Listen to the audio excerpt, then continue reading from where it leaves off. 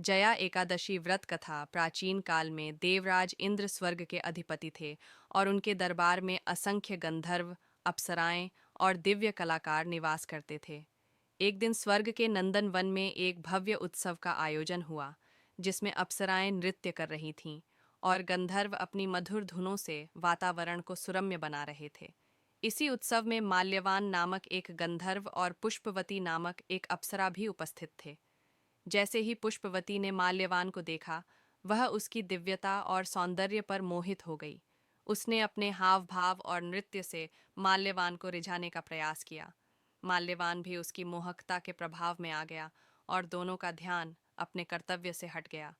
उनके गायन और नृत्य में त्रुटि आ गई, जिससे उत्सव का आनंद बाधित हुआ।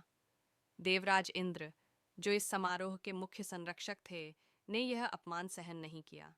उन्होंने अपने क्रोध में माल्यवान और पुष्पवती को शाप देते हुए कहा, तुम दोनों ने अपने कर्तव्य से विमुख होकर मेरी अवहेलना की है। जाओ, पिशाच योनि में जन्म लेकर अपने कर्मों का फल भोगो।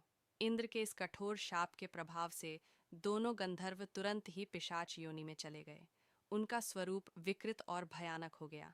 वे हिमालय पर्वत की बर्फीली और कठोर पहाड़ियों में भटकने लगे। उनके लिए जीवन अत्यंत दुखदायी हो गया था। न उन्हें भोजन का स्वाद आता, न ही उन्हें नींद आती थी। ठंड से कांपते हुए वे हमेशा पीड़ा और दुहक में डूबे रहते थे। समय बीतता गया और एक दिन दोनों अपने कष्टों पर विचार कर रहे थे।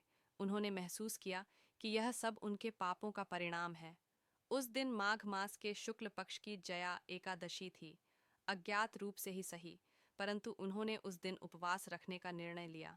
बिना अन्न ग्रहण किए केवल फल फूल से उन्होंने दिन बिताया और रात भर पीपल के पेड़ के नीचे जागरण किया।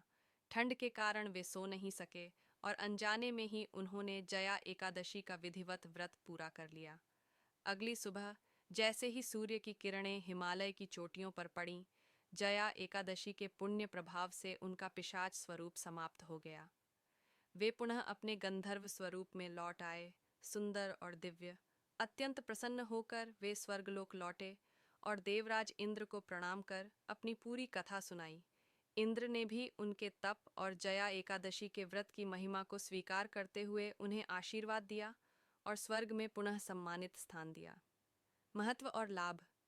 जया एकादशी का व्रत करने से मनुष्य को भूत प्रेत पिशाच जैसी योनियों से मुक्ति मिलती है। यह व्रत सभी पापों का नाश करता है और मोक्ष प्राप्ति का मार्ग प्रशस्त करता है।